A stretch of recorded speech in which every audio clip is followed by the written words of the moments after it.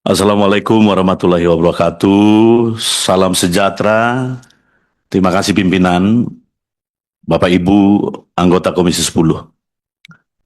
Pak Menteri yang ganteng, ya ini ganteng ini Pak Menteri ini.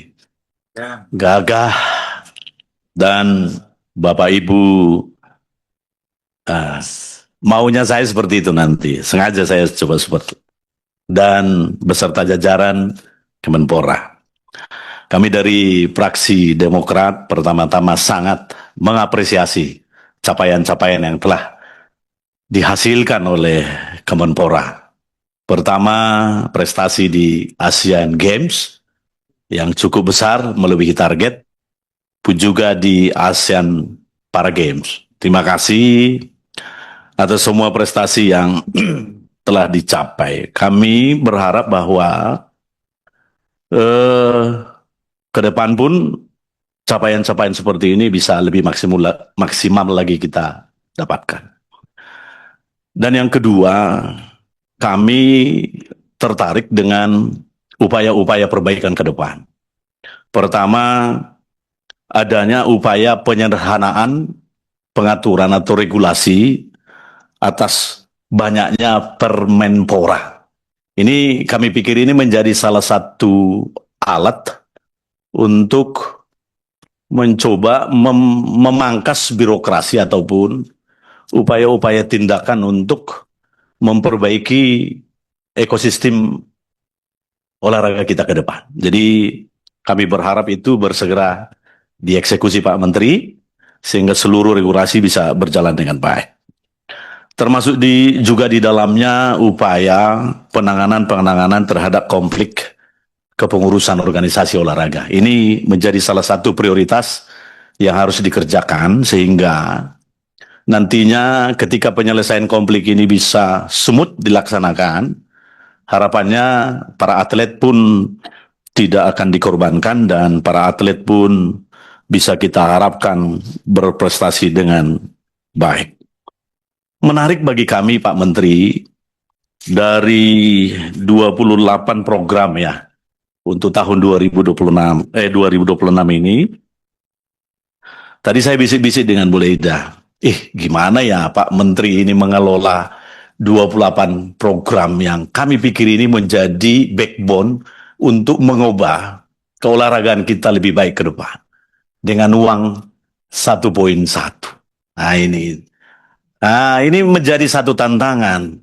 Tapi ada bisikan sedikit ke saya, Bang Sabam, nanti Pak Menteri itu waspada. Oh, apa waspada? Waspada itu walau sedikit pasti ada. Nah, kami maksudkan adalah jangan mengorbankan yang prioritas, Pak Menteri. Kami berharap yang prioritas itu tetap dikedepankan sehingga tidak mengorbankan capaian-capaian prestasi yang kita harapkan. Menarik bagi saya Pak Menteri mengenai manajemen talenta nasional. Ya, ini menjadi salah satu embrio untuk mencari bibit-bibit unggul olahraga kita. Hanya saja perlu dipersiapkan semacam kemitraan dengan kementerian terkait, termasuk di dalamnya Kementerian Pendidikan Dasar Internasional. Ya, ini menjadi salah satu embrio untuk mencari bibit-bibit unggul olahraga kita.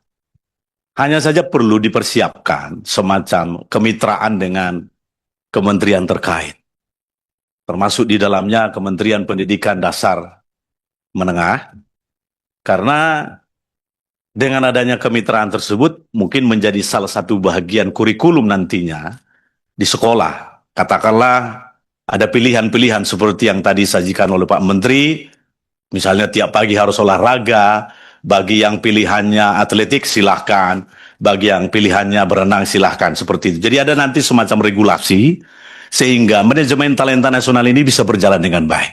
Karena kami berpikir kalau hanya ini di tataran konsep, di Kementerian Menpora saja ini nggak bakal jalan. Maka kami berharap dalam waktu singkat, dalam waktu dekat, ada semacam kemitraan dengan kementerian terkait. Dan Yang ke mengenai karir pet, ini menarik ini Pak Menteri. Karir pet tadi disajikan. Sepanjang pengetahuan kami, di beberapa kelembagaan itu ada kegiatan-kegiatan seperti halnya Panglima Cup, Kapolri Cup. Kami berharap agar para juara-juaranya, kalau dimungkinkan ketika mereka tertarik menjadi ABRI, ada semacam rekomendasi dari kementerian.